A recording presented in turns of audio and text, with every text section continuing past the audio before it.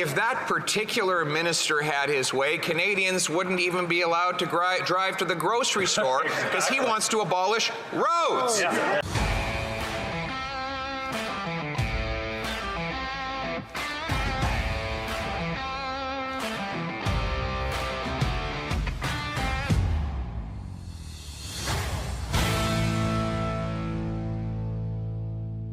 Welcome back to Northern Perspective, everyone. I'm Cypher. And I'm Fox. We attended question period in person today in Ottawa and watched Pierre destroy Mark Holland over his comments about Canadians and road trips last week. Let's take a look. Conservatives disagree because they are against people. Listen, Mr. Speaker, last week the health minister went into a Wacko rant accusing parents who take their kids on a road trip of locking them up in a car for 10 days straight without a washroom break, causing the whole world to burn. Unbelievable. All because we proposed that the government take taxes off gas so that Canadians could have a summer break. Will this health minister break into the same hysteria over his boss's use of a gas-guzzling private jet to vacation all around the world? The Honourable Minister of Health.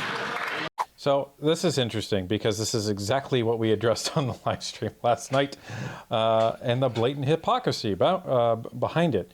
The other thing that is interesting is, Fox mentioned that we attended question period in person today,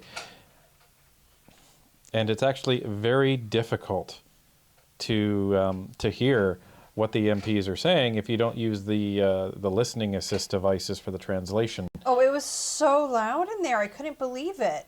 Yeah, so it's actually quite difficult. But the best thing about it is you actually get to hear all the heckling that goes on.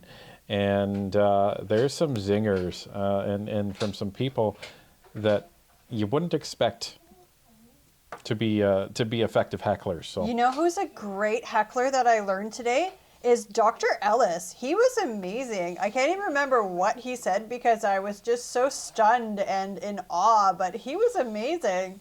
Mr. Speaker, we face an existential crisis in climate change. The Conservative solution, you'd have to drive. I was wrong, and I admit it. It wasn't 37,000 kilometers. It was 44,000 kilometers to get the benefit that they're talking about. And what they want to do is cut not only dental care, not only cut child care, not only cut pharmacare, but end our climate action and return to the days when the Conservative Party would go into climate conferences and attack the action the world was taking to save our planet. I will stand for climate change, and so will this party. Mr. Speaker. The Honourable Leader of the Opposition. Okay, so I guess the answer is no. In a roundabout way, we actually did get an answer to a question posed by the Conservatives to the Liberals. Not surprisingly, the answer is basically no. And again, it's just blatant hypocrisy. Because if they really cared about climate change that much, they wouldn't be flying all over the world in private jets. Just saying.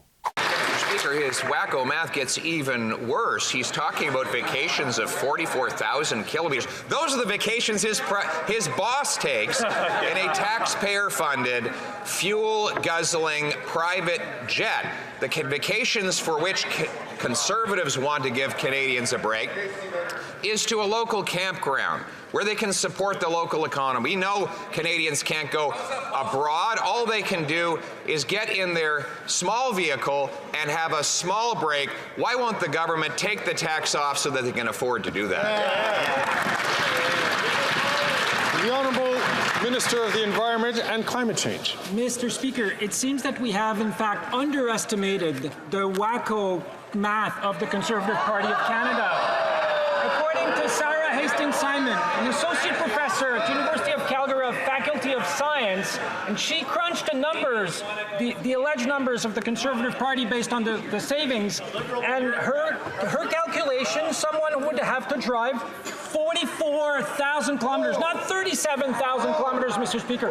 44, so you could in fact drive from the North Pole to the South Pole and back, and you would have some kilometers left. These are the type of mathematics that these people are doing, Mr. Speaker. The Honourable Leader of the Opposition.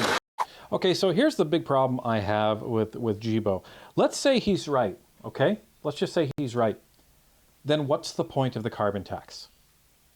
This is where the liberal hypocrisy eats itself. Because if what you're saying is that, well, you know, there's actually no point to taking the tax off because it's not going to hit the Canadian wallets in any meaningful way. Well, then your whole premise... Is it there? Right, then your whole premise of a carbon tax actually falls to pieces then, doesn't it? But here's the thing. Remember this whole narrative of, well, you know, what you pay into the carbon tax, you get back more. Why did you take it off all of the eastern provinces if that was the case? None of it makes sense. Any way they try to defend it, it does not make sense. Yeah, but that was the moment when it was revealed to be an absolute scam. Because if what they were saying was true, then it would make no sense financially for the people in the eastern provinces to be demanding this. And let me just say that it is interesting to actually be able to hear what Gilbeau said today, like now, because when we were in the gallery today, couldn't hear it at all. You couldn't hear anything. Everybody was heckling him so hard. It was wonderful to see, though. Speaker, if that particular minister had his way, Canadians wouldn't even be allowed to drive to the grocery store because he wants to abolish roads. He says we should not fund any more roads and then has the audacity to call other people wacko. Most Canadians don't want to put on an orange jumpsuit or climb a building. They just want to take their kids for a merciful break from this miserable, broken economy. So will the government accept our common sense plan to take the tax off gas and diesel so Canadians can have a summer?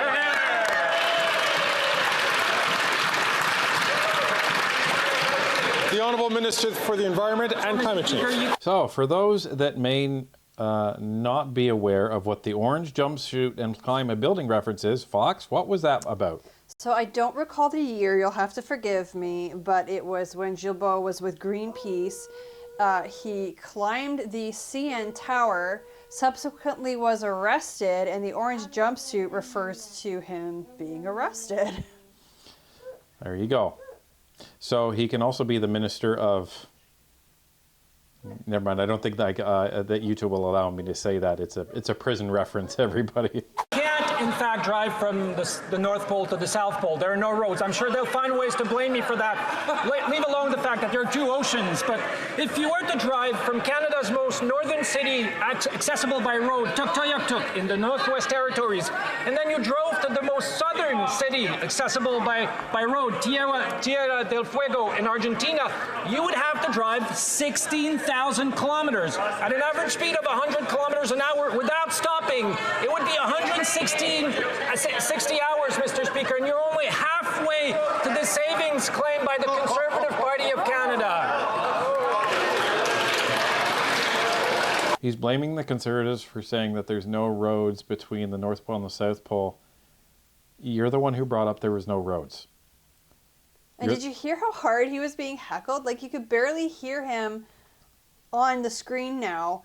And we absolutely could not hear him at all this afternoon. Like, he was just being heckled so hard by the Conservatives. It was amazing. The other thing to note is that, so on either side in the gallery, there is a opposition gallery that is located above the government, so you can see the opposition. And then there's a government gallery, which is located above the opposition, so you can see the government. There is about, I don't know, 15 people in the government side, and the opposition side was half full. Was packed. It was crazy. So, you know. More people would rather see the Conservatives at work than they would this pathetic government at work. The Honourable Member from Peterborough, Kawartha. The level of hypocrisy on that side of the House is nothing short of astonishing. The Prime Minister is literally jet-setting around the world on his gas-fueled jet. And the Health Minister says, you know what, kids, you can't go on a family trip because it will cause the planet to burn. We have the simplest common sense motion right now that will save Ontario families $592. That might mean nothing to them, but it means a lot. So will they listen, have some compassion, and axe the tax so families can make memories and enjoy their time together? Yeah. The Honourable Minister of the Environment and Climate Change. Except that the savings that the Conservative Party of Canada is claiming are simply not true, Mr. Speaker. Let me quote Dan McTeague, a former Liberal MP but a vocal opponent to our policies, and including carbon pricing, and no fan of mine, I might add, Mr. Speaker. He said when asked about that proposal from the Conservative Party, he said, and I quote, "I'm in the wilderness, Mr. Speaker." He said that there's no way that the savings that they're claiming, and he's at the head of the Canadians for Affordable Energy, there's no way that the savings that they're claiming are true, one. And number two, it would cost the government billions of dollars of taxpayers' money. So where are they going to cut, Mr. So I have no idea where Jibo is getting his numbers from. But here's some basic numbers. If you take 35 cents a litre, which is what we're being billed on the carbon tax, and you divide that by the conservative number, $500, you get 1,428 litres. Okay? So if you divide that by the amount of litres that are in the average car, which is around, 60 litres, some have 40, some have 60, but, let's just take 60. That results in 24. 24 what, you might ask? That's 24 fill-ups. I'm pretty sure that's going to be the reasonable number of times that people are going to be filling up over the course of the summer. This is not hard. What the heck are they talking about 30,000 kilometers? Am I missing something? Yeah, I don't understand it either. Mr. Speaker, nobody believes a word that side of the House says. They have completely lost trust in Canadians. They've caused chaos. They've caused crime. They've caused complete despair. Despair. People are using food banks at the highest record level they've ever used in their life. Nobody believes what they're saying. 35 cents a litre at the pumps. Do you know what that will save? Cost to ship the food. It will allow families to actually feed their families, and most importantly, will take off the stress that is creating mental health crises in this country. So while they stand over there and say that, we will fight for this. Will they? Yeah! The Honourable Minister of Housing, Infrastructure and Communities. Mr. Speaker, my honourable colleague led her question saying that nobody believes what anyone in the government has to say. It's not us who's saying it. Mr. Speaker, one of the people who spent tens of thousands of dollars to take Conservative MPs on a junket to London to wine and dine them so they would be his mouthpiece in this chamber is saying that he's lost in the wilderness. Mr. Speaker, there are academics who have studied their proposal, the cost savings they say will accrue to families, that would say you had to go to the North Pole, to the South Pole, and back in order to make that a reality. She started her question before, Mr. Speaker, talking about hypocrisy. I'd remind her once again, she votes against the measures that she shows up for the announcements for in her riding. So, again, I have nothing but positive things to say about Michelle Ferreri. She's a great speaker. She's not. I don't think she's the speaker that you want every single time. But when you really want to get a stern point across, give it to Michelle Ferreri. Yeah, just watching her work today was incredible. Like, the way she articulated that Canadians are in despair, that the Liberals are creating this despair. It was so impactful. Yeah, and again, these Liberals, I have no idea what the heck they're talking about, 40,000 kilometers. It makes absolutely no sense. We just did the math for you. And I don't get it. I really don't. So I don't know who's doing their math, but keep them away from the budget, or maybe the person that is doing the math is responsible for the budget, which is why they are now going to be in a deficit, because it seems like the capital gains isn't going to be anywhere near this budget, and they were counting on an additional $20 billion from that. They're going to be in a deficit of $58 billion unless they start taking stuff out of that budget. Maybe they'll cut the pharmacare. The tide is starting to turn. And I think the Liberals smell it, because all you're seeing from them is desperation and defending.